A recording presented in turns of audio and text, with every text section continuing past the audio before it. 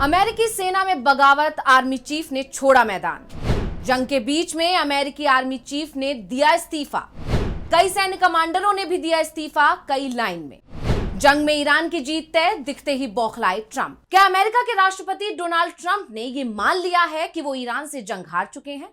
भले ही ट्रंप ने राष्ट्र को संबोधित करते हुए जंग जीतने की बात कही, लेकिन ट्रंप के फैसले बता रहे हैं कि हार तय देख वो बुरी तरह से बौखलाए हुए हैं। ये बात तो सभी जानते हैं कि जंग के दौरान अगर कोई सेना अपने आर्मी चीफ को बदल रही है, तब ये साफ है कि सेना असफल हो गई है। और कुछ ऐसा ही अमेरिका में दिखाई भी दे रहा है। सिर्फ आर्मी चीफ ही नहीं, बल्कि दर्जनों कमांडरों को भी जबरन सेना से हटा दिया गया है, जिसके बाद अमेरिकी सेना में बगावत की खबरें भी आ रही हैं। दरअसल अमेरिकी सेना के चीफ को इस्तीफा देना पड़ा है। खबर यह भी आ रही है कि ईरान जंग में ट्रंप के सामने सच बोलने की कीमत आर्मी चीफ को चुकानी पड़ी है। कई दूसरे अधिकारियों को भी पद से हटा दिया गया। वहीं सवाल यह भी उठ रहा है कि क्या अब यह जंग और भड़कने वाली है? क्या अब ट्रंप अपनी सेना को जमीनी कार्रवाई के आदेश देने वाले हैं? और अगर ऐसा होता है, तब अमेरिकी सैनिकों की मौत की क्या वो जिम्मेदारी भी लेंगे? क्योंकि अमेरिका के आर्मी चीफ जमीनी हमले का विरोध कर रहे थे, क्योंकि उन्हें यह पता था कि यह कदम अमेरिका को कितना भारी पड़ सकता है। तो आज हम अपनी स्पेशल रिपोर्ट में इसी पर करने जा रहे हैं बात। नमस्कार, मैं हूं अंशिता।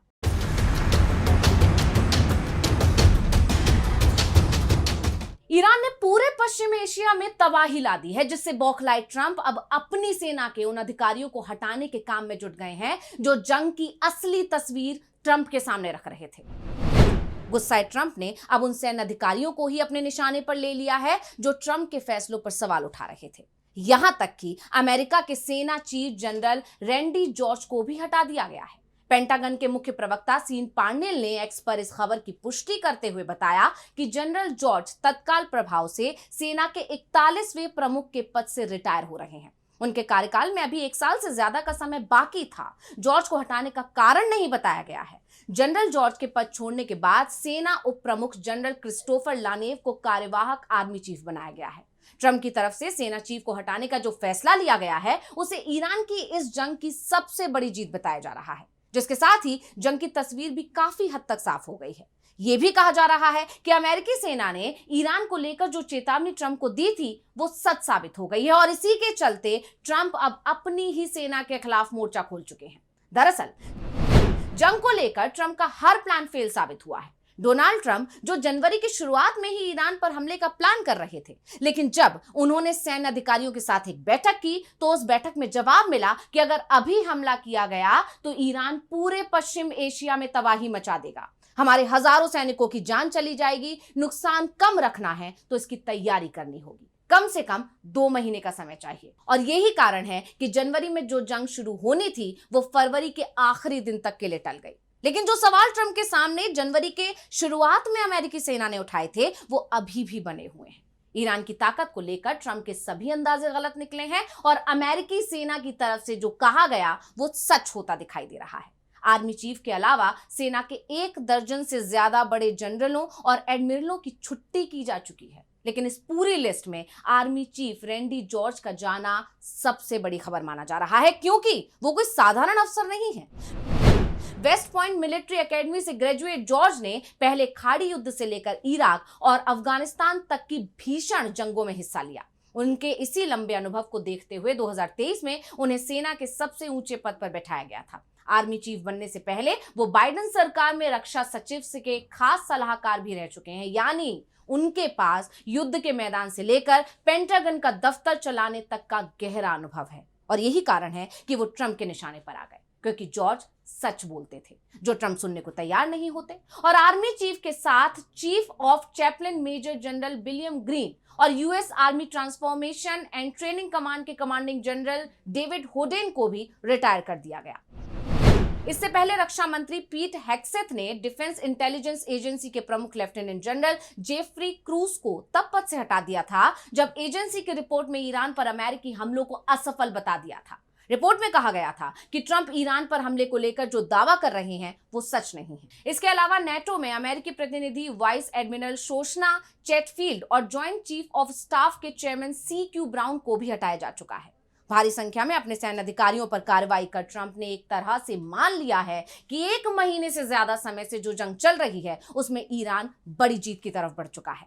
अमेरिका और इजराइल की हार तय है और यही कारण है कि अब बौखलाए ट्रंप अपनी ही सेना के अधिकारियों पर कार्रवाई कर रहे हैं, उन्हें जबरन पद से हटा रहे हैं। और इस बीच ये खबर भी सामने आ रही है कि इसी बौखलाहट में ट्रंप ने ऐसे कदम उठा दिए हैं जो उनके सियासी करियर को ही पूरी तरह से तबाह कर देगी। साथ ही हजारों अमेरिकी सैनिकों की जान भी जानी तय मानी जा रही है और ये जंग का दायरा और बढ़ा देंगे। देखा जाए तो ट्रंप ने राष्ट्र को संबोधित करते हुए जो भी दावे किए थे वो सभी के सभी दावे उनके फैसले ही झूठा साबित करते हुए दिखाई दे रहे हैं। ट्रंप जो 2-3 सप्ताह में जंग खत्म करने की बात कर रहे थे, लेकिन जिस तरह से अमेरिकी सेना ने ही उनके फैसले पर सवाल उठाए, उसके बाद ये माना जा रहा है कि जंग अब बहुत लंबी चलने वाली है। युद्ध के बीच में सेना के शीर्ष नेतृत्व को बदलना एक जोखिम भरा कदम माना जा रहा है। इससे सेना के मनोबल और युद्ध की रणनीति पर असर पड़ सकता है और जंग के बीच में सैन्य नेतृत्व में बदलाव भारी ही पड़ता है।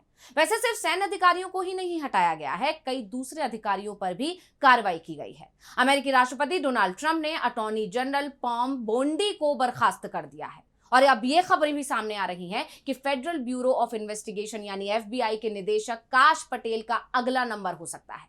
इसके साथ ही FBI के भीतर चल रहे विवादों और ट्रंप प्रशासन में कई अन्य बड़े बदलावों की अटकलों ने भी तूल पकड़ लिया है। खबरों की माने तो नेशनल इंटेलिजेंस की डायरेक्टर तुलसी गवार्ड का नाम भी उस लिस्ट में शामिल हो सकता है जिन्हें ट्रंप प्रशासन हटाने वाला है।